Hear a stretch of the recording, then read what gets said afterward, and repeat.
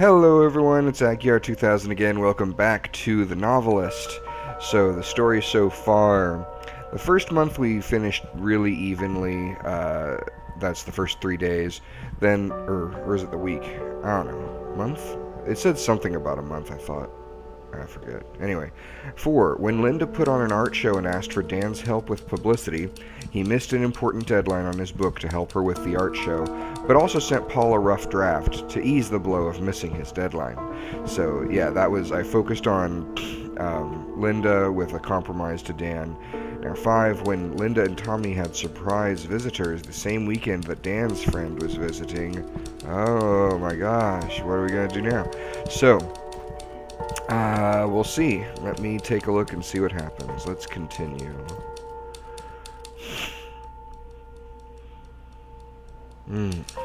Full house. A friend of Dan's was coming to visit, but okay. There's a thing down there, no one's looking. What? Oh, can't read that. Okay. Let's see, what about... I thought I saw a message on a wall or something.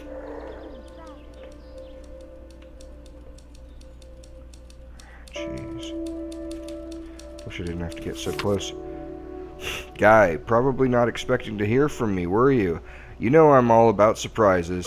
Look, we're gonna head up the coast next weekend. We're doing the drive from LA to Seattle. I have an interview up there on Tuesday, and Kelly has a friend who's gonna introduce her to some casting people from Vancouver. Can we crash at your place on the way up? We should be pulling through next Friday. I was thinking we could use it as an excuse to jam on our books. I want to see your new stuff, and I have a draft I want you to take a look at. I'm way beyond knowing what's good or not with my work, so I could really use your advice. And you know I'll give it to you straight about your new book. Is there a title yet? Could be an impromptu writer's workshop, I guess. Anyway, I think it'd be fun. Let me know. T. Okay, so that's the guy who wants to visit Dan by surprise. And, let's see. Honey, I'm sorry it's been so long since my last letter, but we've been all over the place. Have you gotten settled into that big house yet? I hope getting away from everything has been a help for you and Dan. I'm writing because, speaking of getting away, your father and I are going to take a road trip. I found some good AARP deals, and with your father only working part-time, it wasn't very hard to arrange time off. It's been too long since our last trip. I've always enjoyed changes of scenery, and as long as you're hopefully learning, it can be just the thing a marriage needs. Lord knows it's helped us. The trip won't take us close enough to the shore to come visit, I'm sorry to say, and if you write back, we'll be gone before your letter arrives. We'll call if one of our motels has long distance, but if we don't get a chance to call, send my love to Dan and Thomas. You know your father and I want the best for you all. Love, Mom. Okay, well that doesn't seem like much of a conflict. They're not planning on visiting anyway. That is, I guess, a drawing of Thomas and some other boy in a lean-to, a hut of some kind. Check sofa. Call Chamber of Commerce. Hotels in town? Double check T&K trip when Dan gets back. T&K. Oh, T and Kelly. The T's the guy who wrote Dan. Check sofa.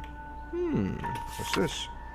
Visiting artist Linda Kaplan's show this week was the talk of the local art world. Hosted at the Westlake Gallery, the collection on display was striking. The artist, joined by her husband and son, was on hand to discuss her work with guests who filled the room nearly to capacity. Unlike other recent shows, this one...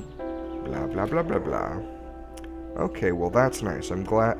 I like seeing, because I'm always worried about the things I didn't get to. It's really nice to see little reminders of, the things that I've successfully accomplished, or rather, I guess technically the Kaplans have successfully accomplished, based on my advice. The typewriter sound helps let me know where Dan is. He's the only one who uses the typewriter. And when he's at it, he is not going to see me. I talked to Davy's parents, and they're okay with him sleeping over. They said they'd take care of Tommy some weekend in return.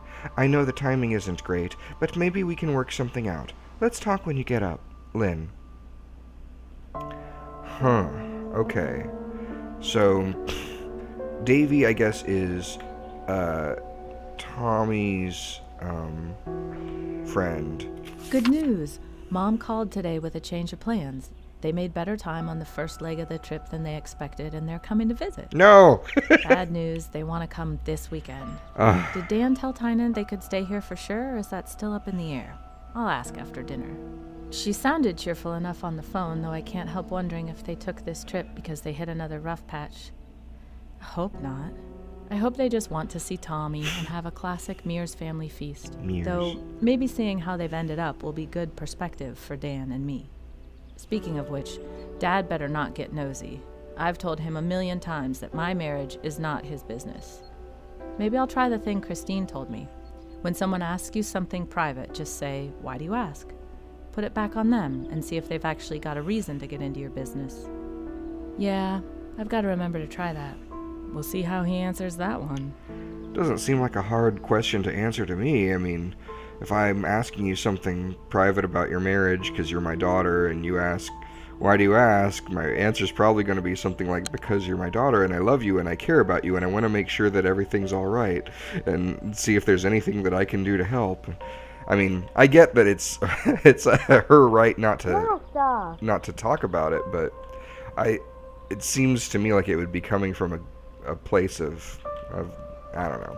I can't speak about her father, Mr. Mears.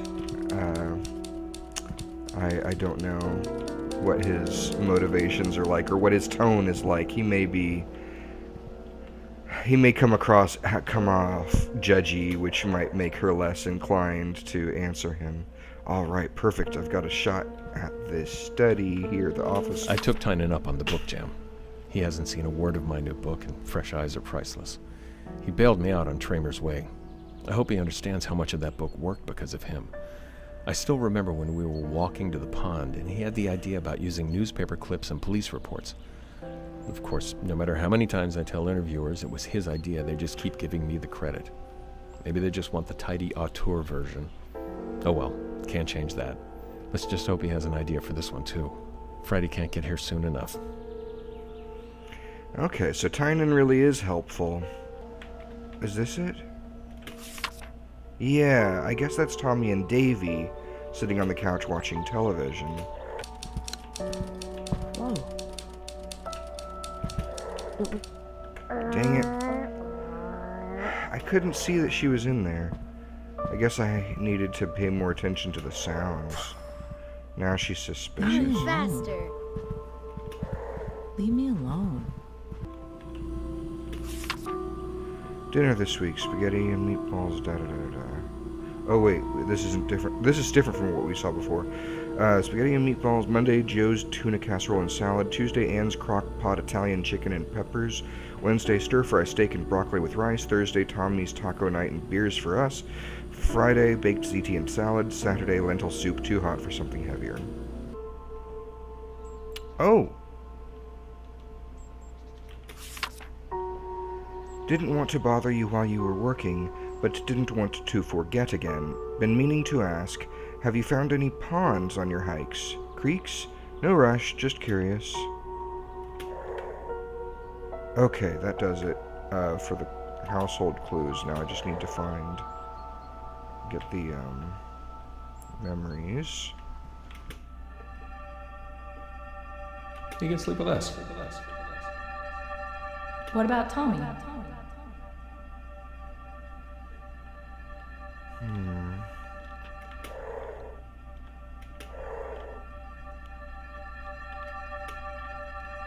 I think the rough draft was just enough to keep Paul off me a little longer.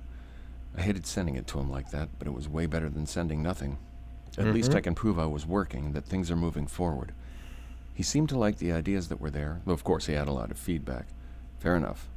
It was a rough draft, and I can't imagine the hell I would have caught if I'd sent him an empty envelope.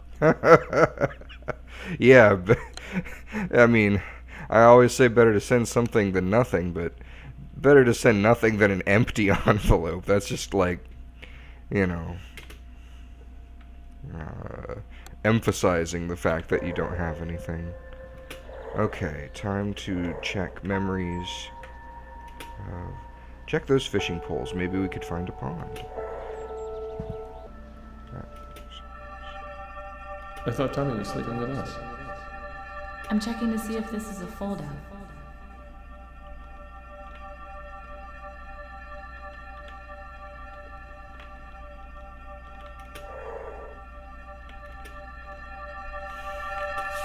Oh my God. We just got home and wow. Now I wish we'd had a bigger gallery. It was packed.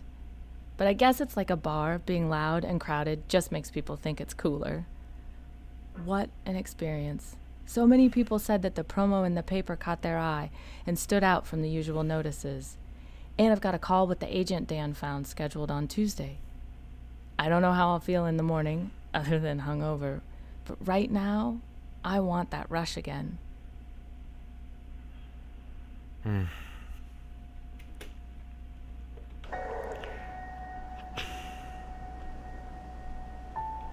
It was like...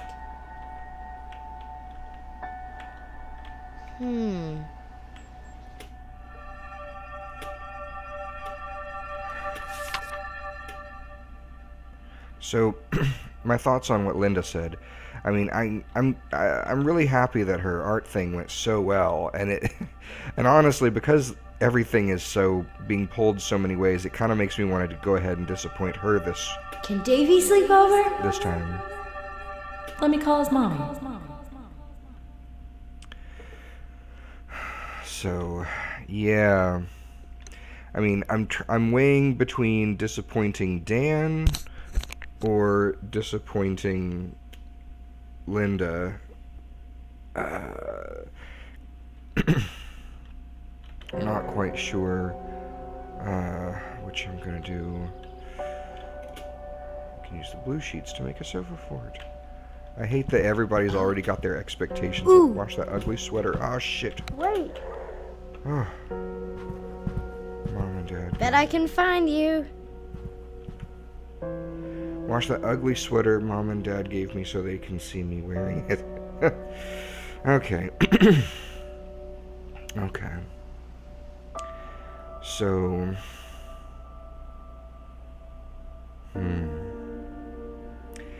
So, Dan wants to spend time with...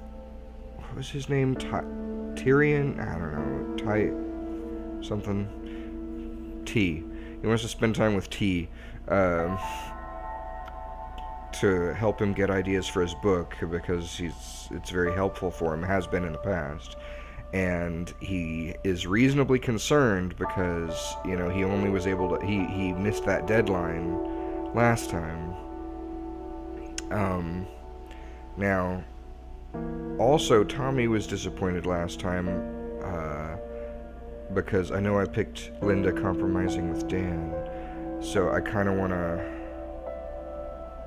But I don't remember what that was even about, so it's hard for me to care too much. So yeah, I think... I don't know.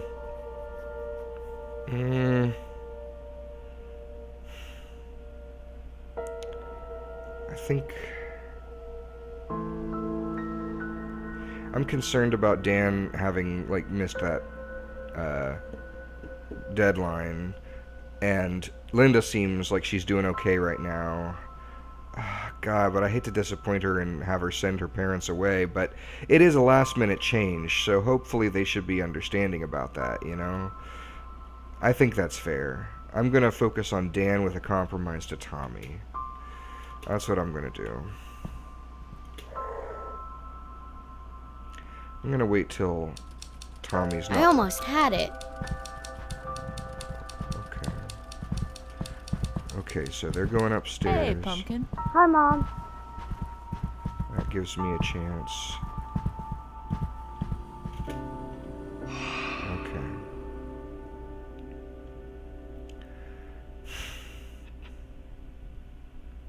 So Dan is the main one. with a compromise with Tommy is what I'm going for. He wants the blue sheets to make a sofa fort. Oh, what's this? The Diary of Claire Bradford, September 7th, 1961. I realize now that this isn't about Roger, it's about me. I have to decide who I want to be. Marrying Roger will set so many things in motion. We'll be a well-to-do couple, safe and secure, with wonderful friends and loving families. I may slowly fade into being Roger's wife instead of Claire, but that will be society's doing, not Roger's. He loves me too much to do that. But what about my music? If I'm accepted at Berkeley, I don't know what we'll do. I can't ask him to quit his job a month after he starts, but what kind of couple lives in separate cities as soon as they get married? The decision can't be this black and white, can it? Position and safety versus a crazy pursuit alone? Is there a way to have it all? Do I even want it all? Will I ruin everything no matter what I choose? So that sounds like another another couple or another person whom this ghost has helped in the past. In a previous decade, she or the ghost helped Claire make a decision when facing such a big dilemma. That's really cool. And I'm thinking, and speaking of Claire's particular dilemma, my wife and I have been kind of in similar situations, and what we do is, yes, we did live in separate cities right after getting married. So, because that's where we needed to be. She had a job in one city, I had a job in another, and, we needed to wait for things to sync up for her to get a degree, for her to find a job in my city, and, for her lease to expire where she was. Everything needed to line up, and then, we moved in together, and now we're kind of moving apart again because, once again, I have a job in a different city, but, we just make it work. It's not doesn't mean the end of a marriage. It means you just have to, make time on the weekends or whenever you can. So that's what I would recommend to Claire if I were in that kind of situation, is go ahead and live your dreams. And, if Roger loves you that much, then go ahead and, you trust that. And, alright, Tommy, blue sheets, sofa fort. Blue sheets. Do.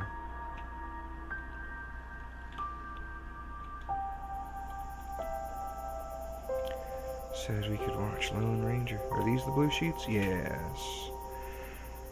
Okay. Primary Dan, secondary Tommy.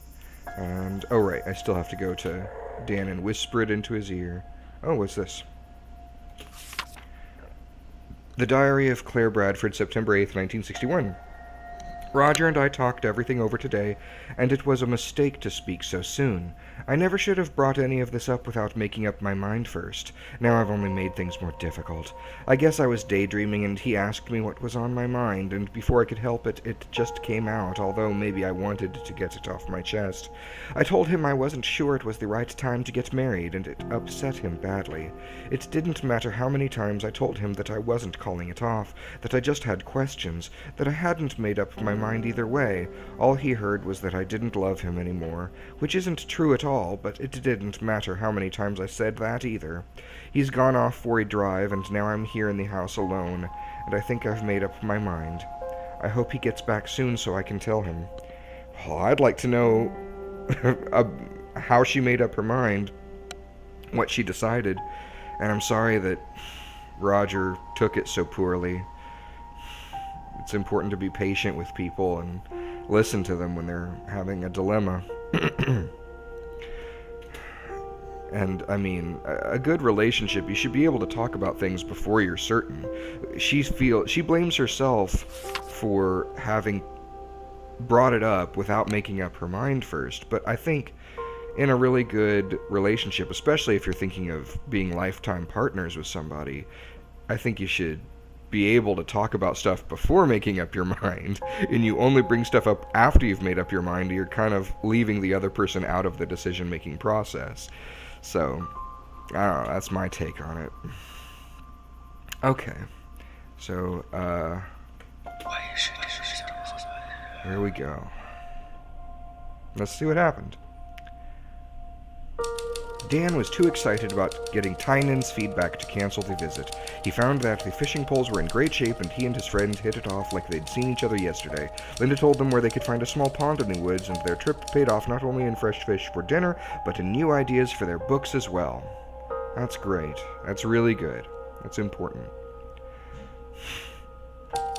Dan knew how important it was for Tommy to play with friends his age, so he grabbed the sheets and gave Tommy a few tips on the finer points of structural engineering and sofa fort construction. The extra house guests meant the boys had to keep the noise down and play quietly, which put a damper on some of their fun. But, you know, you got the company, and that's important. Linda never thought she'd be upset about not wearing the hideous sweater her parents had given her last Christmas, but she found herself eyeing it sadly. When her mother called and Linda had to break the news, she heard a hitch in her mother's voice that worried her. She tried to find out if her parents were okay, but her mother made a comment about how much the long-distance call cost and cut the conversation short.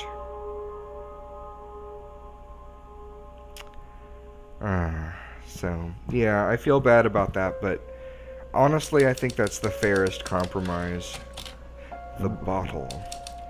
Linda and Tommy were getting worried about Dan. Okay. Alright, so yeah, like I said, as much as I always hate disappointing everybody at the ends of each of these chapters, but honestly, I think that was probably the most fair compromise I could have made, because, you know, Dan's visit with Tynan had been planned earlier, and Tommy, I think, you know, and his visit, you know, wasn't really any sort of conflict, but I forget the family name of Linda's parents, what her maiden name is.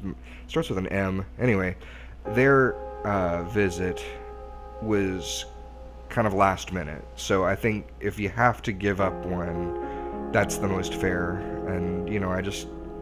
and, you know, I've got enough as a ghost on my plate trying to keep the Kaplans all together without having to worry about trying to help out the Linda's parents also staying together. So, yeah, I think that was the best choice. What would you have done? What do you think about this? Anyway, let me know in the comments. Make sure to rate and let me know if you liked it or disliked it, and go ahead and subscribe if you want to see more. Thank you so much for watching, and I look forward to seeing you on the next one. Bye-bye.